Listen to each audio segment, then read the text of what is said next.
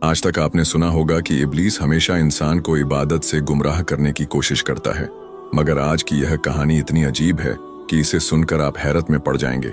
एक शख्स अंधेरी रात में नमाज अदा करने के लिए अपने घर से निकला। रास्ता बहुत अंधेरा था और चलते हुए उसे ठोकर लग गई। वह मुंह के बल गिर पड़ा और कीचड़ से लथपथ हो गया। गंदे कपड़े देखकर वह वापस घर लौटा, लिबास बदला और फिर से मस्जिद की ओर रवाना हुआ। अभी कुछ ही कदम चला था कि उसे दोबारा ठोकर लगी और वह फिर गिर पड़ा, मगर उसकी हिम्मत कम न हुई। वह फिर घर लौटा, कपड़े बदले और एक बार फिर मस्जिद की ओर बढ़ा।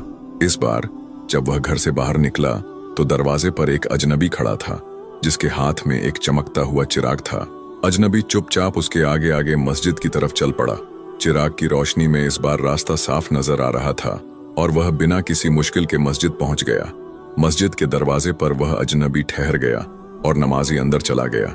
नमाज अदा करने के बाद जब वह बाहर निकला तो देखा कि वह अजनबी अभी भी खड़ा था, मानो उसे घर छोड़ने आया हो। नमाजी को अजनबी पर शक हुआ और उसने उससे पूछा, आप कौन हैं? अजनबी ने जवाब दिया, मैं इब्लीस हूँ। यह सुनकर नमाजी हैरान रह गया और बोला, शैतान मुझे मस्जिद तक कैसे छोड़ने आया? तेरा काम तो लोगों को गुमराह करना है। इब्लीस हंसते हुए बोला, जब पहली बार तू गिरा तो अल्लाह ने तेरे सारे गुनाह माफ कर दिए। जब दूसरी बार गिरा तो अल्लाह ने तेरे पूरे खानदान को बख्श दिया। मुझे डर था कि अगर तू तीसरी बार गिरा तो अल्लाह पूरे गांव को बख्श देगा, इसलिए मैं चिराग लेकर आया ताकि तू बिना गिरे मस्जिद पहुंच जाए। यह सुनकर नमाजी की आंखों में आंसू आ गए।